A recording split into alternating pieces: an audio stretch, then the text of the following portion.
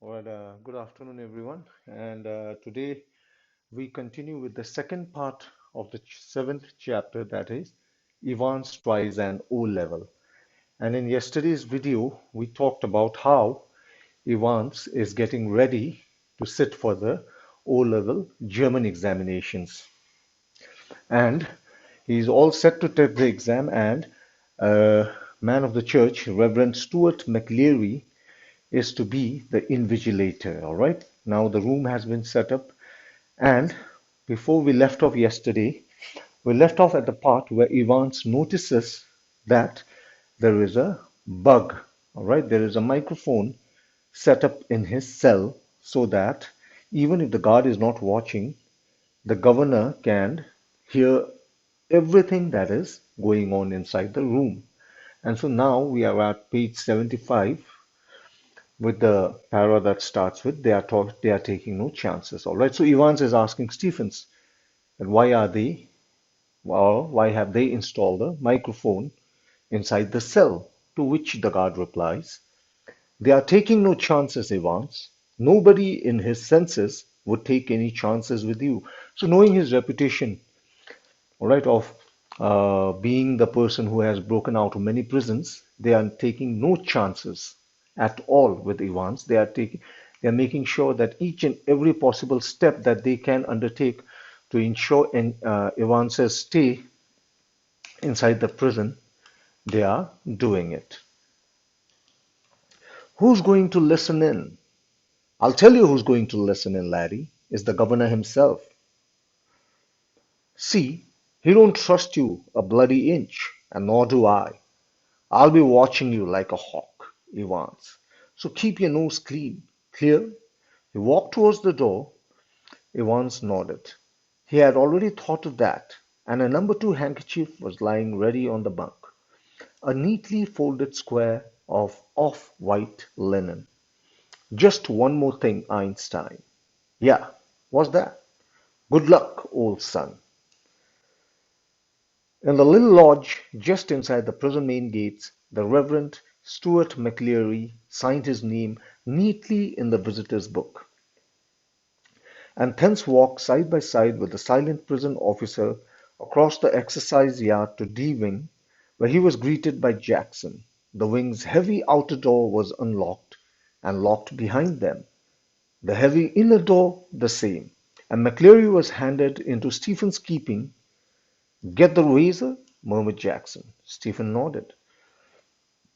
Well, keep his eyes skinned clear. Stephen nodded again, and McLeary, his feet clanging up the iron stairs, followed his new guide and finally stood before a cell door, where Stephens opened the peephole and looked through.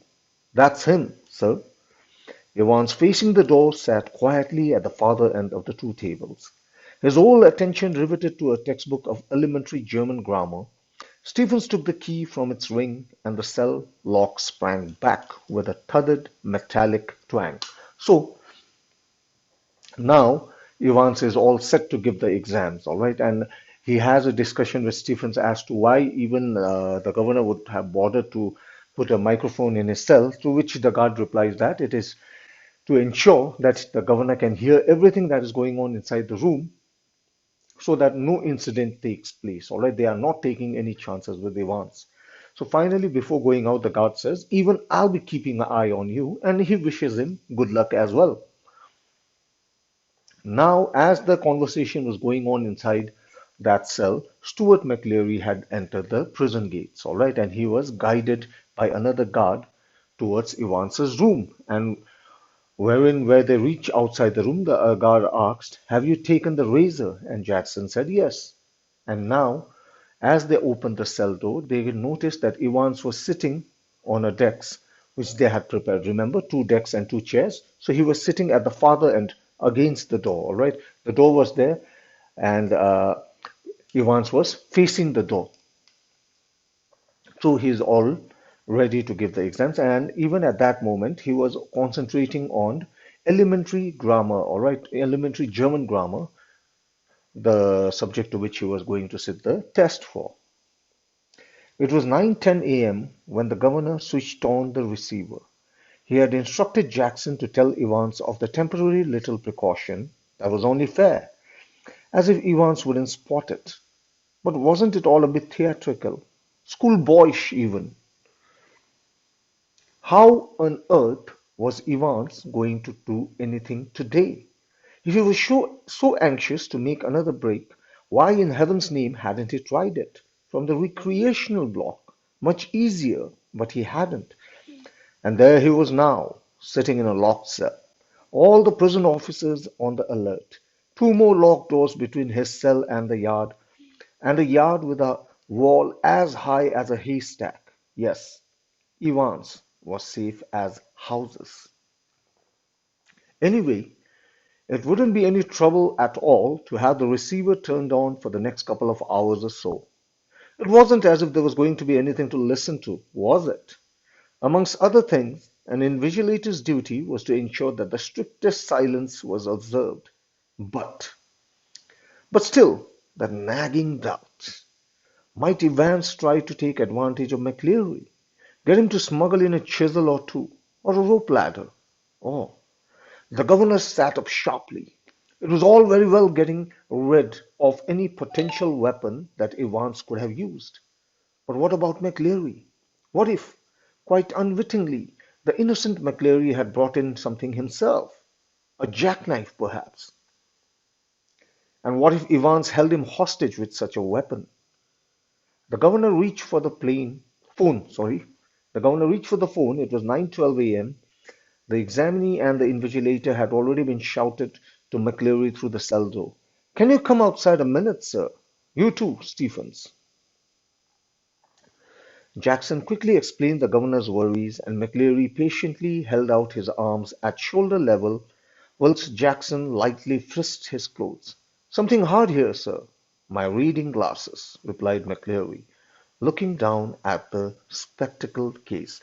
So it was 9:10 a.m. by the time uh, McLeary reached inside the cell, all right, Evans's cell.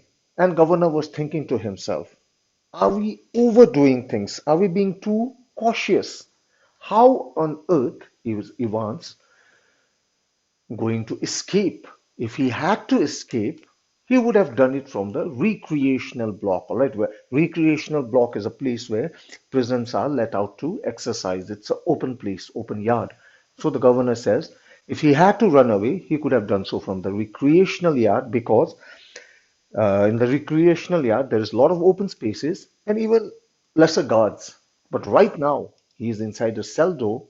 He's inside his cell, which is locked by a metal door. And after that, there are two more gates, all right? And all along the way, all the guards of the prison, they are on high alert.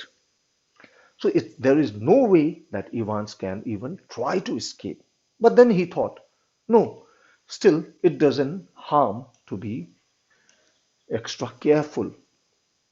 And he thought that since the microphone is there, it's worth it to have a listen in what's going on inside the room. And even so, I don't expect to hear anything because what is the role of the invigilator? To ensure silence. And so he was thinking that even the microphone is there, but I think that there won't be much to hear as well. All right, maybe I'm being too careful. But then again, he thought, but what about McLeary? I have given instructions to take anything that can be used as a weapon outside of Evans's room. But what about McLeary? What if innocently he had brought in a weapon like a knife? Evans could use that knife and use McLeary as a hostage to get out of the prison. And so he phoned the guards, and Jackson, who was outside, he received the call. He peered in inside. Stephens were there, and he brought out McLeary and told McLeary, the invigilator, about the governor's worries. And so what did McLeary do? He simply raised his hands at shoulder length so that they could frisk or check his body for anything that can be used as a weapon. And as he was checking, the guard said, what is this? I feel something hard. And McLeary says, well, that's my spectacle case. All right, that's my reading spectacle case. He had a case to put his spectacles. Jackson quickly reassured him and bending down on the landing thumb, flicked the catches of the suitcase. He picked up each envelope in turn, carefully passed his palms along the surface, and seemed satisfied.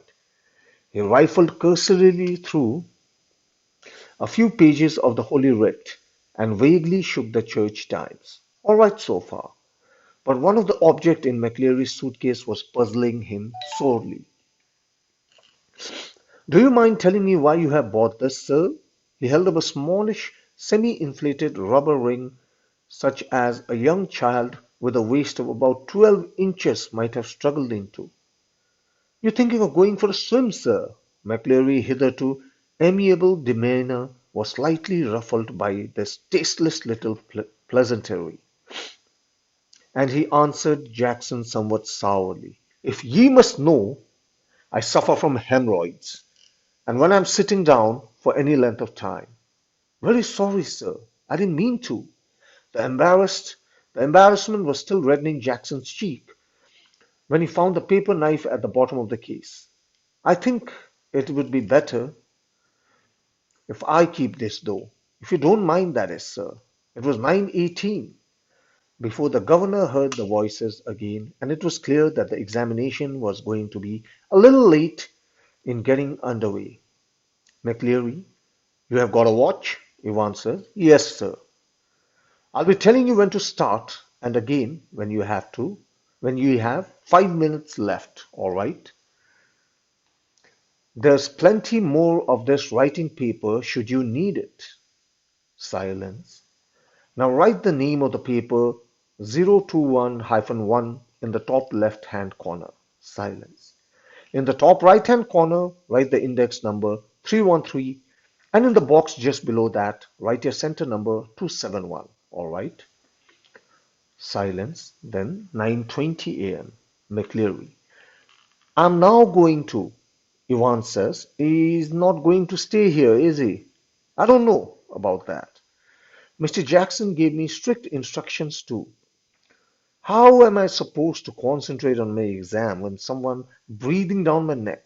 Christ, sir, I didn't mean—" The governor reached for the phone. "Jackson." "Ah, good. Get Stephen out of the cell, will you? I think we are perhaps overdoing things."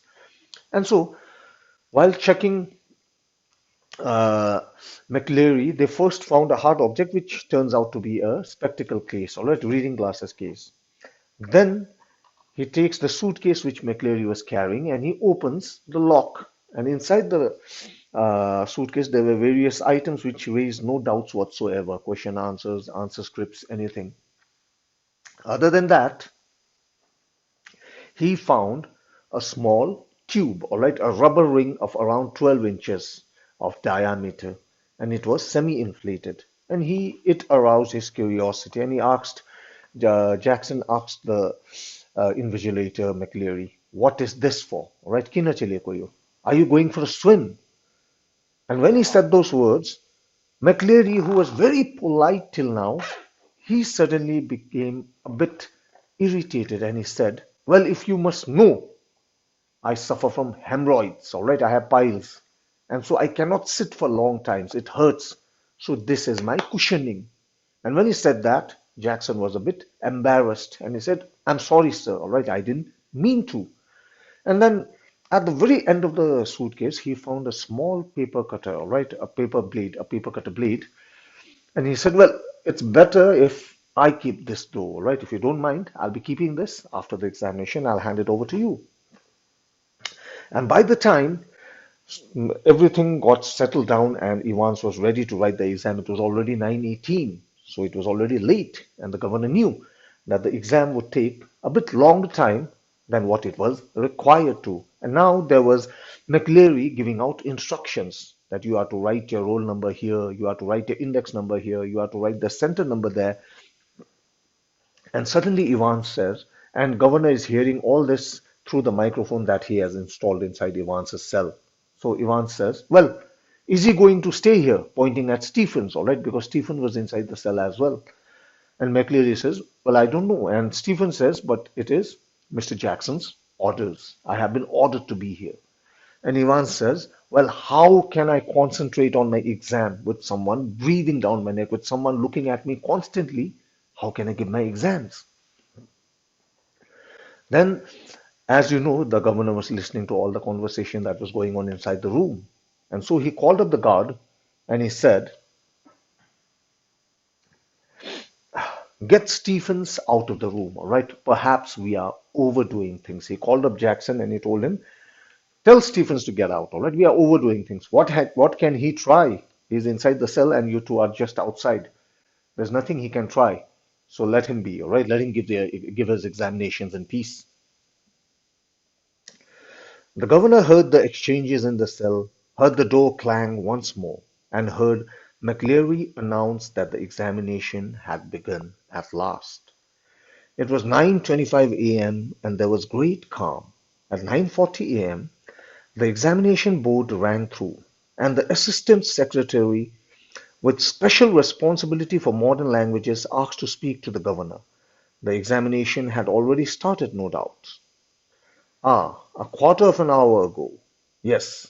Well, there was a correction slip which some fool had forgotten to place in the examination package. Very brief. Could the governor please? Yes, of course. I'll put you to a straight line through Mr. Jackson, the D-wing. Hold the line a minute. Was this the sort of thing the governor had feared? Was the phone call a fake? Some signal? Some secret message? But he could check on that immediately. He dialed the number of the examination board, but heard only the staccato bleeps of a line engaged. But then the line was engaged, wasn't it? Not very intelligent that. 2 minutes later, he heard some whispered communications in the cell, and then McLary's broad Scots voice. And so, at around 9:25, all was well, all right. The examination was going on. Then 15 minutes later, around 9:40, the governor receives a call from a person claiming to be a secretary of the examinations board, and he told governor that there was some mistake in the paper, all right, in the paper that he once was sitting for, and a correction slip had been made, but some fool forgot to hand over the correction slip. So if you could please, and the governor said, I'll patch you through, all right? You have a talk with the guard who is just outside Evans's cell and tell him what are the changes that need to be made.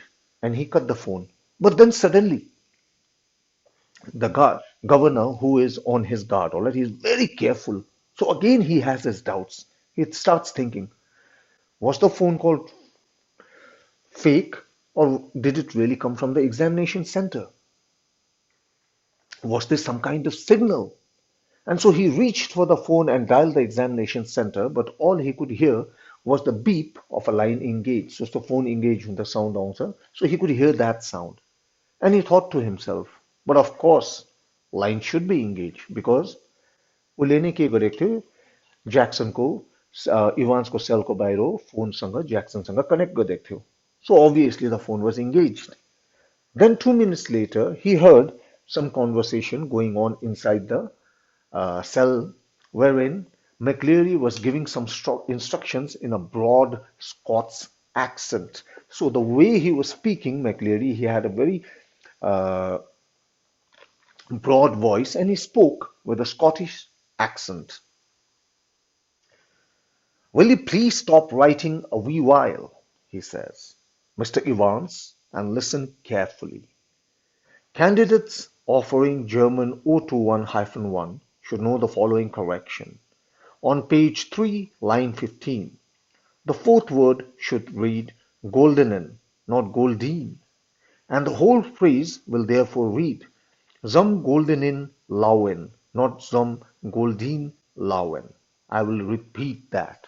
And so McLeary, he gave out some instructions about a few changes in words that were being made in the paper, and he made that changes known to Evans. And all this while, the governor is listening through the microphone.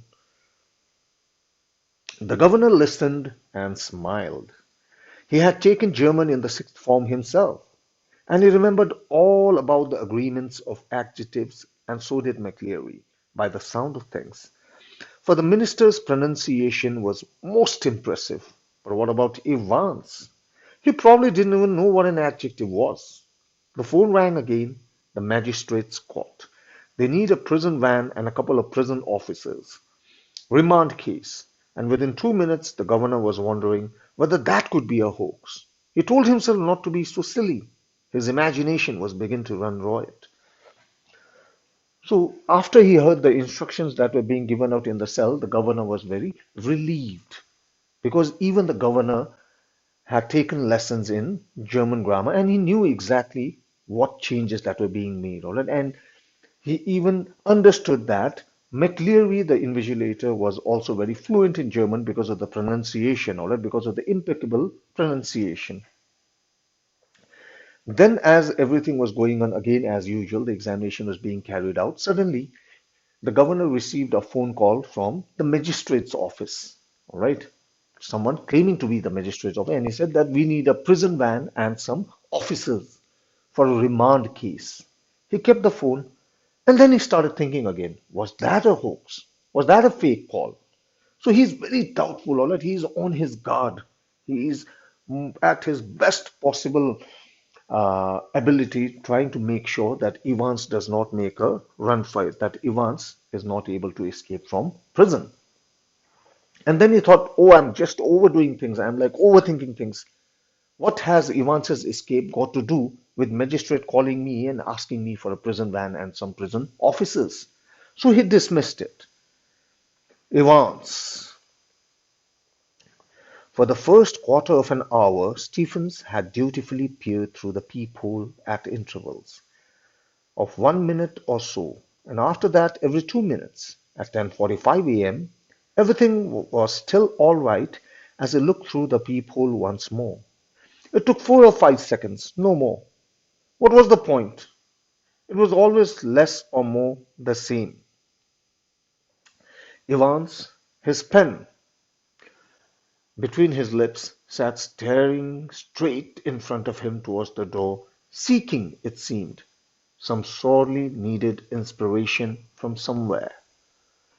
And opposite him, McLeary, seated slightly askew from the table now, his face in semi-profile, his hair, as Stephens had noticed earlier, amateurishly clipped pretty close to the scalp, his eyes behind the pebble lenses, peering short-sightedly at the church times, his right index finger hooked beneath the narrow clerical collar, and the fingers of the left hand, the nails meticulously manicured, slowly stroking the short black beard. At 10:50 a.m., the receiver crackled to life, and the governor realized he had almost forgotten Evans for a few minutes. Evans, please, sir, would you mind if I put a blanket round me shoulders, sir? It's a bit parky in here, isn't it? There's one in me bunk here, sir. Be quick about it. Silence. And so the examination continues, all right? And for the first 15 minutes, Stephens the guard used to look through the peephole every 1 minute, all right, checking if everything was all right.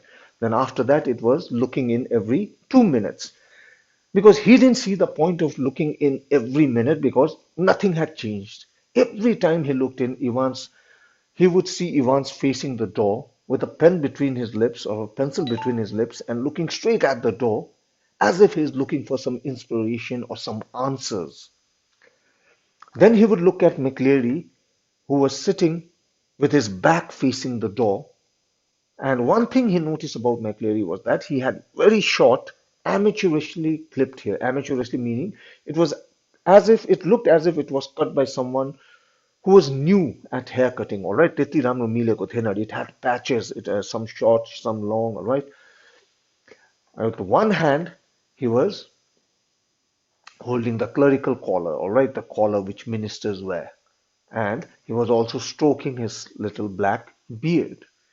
Then, after some time, around 10:50, the receiver crackled to life. All right, the microphone that had been placed inside Evans's cell, and it was Evans. And when that sound came, the governor had almost forgotten about Evans for a few minutes.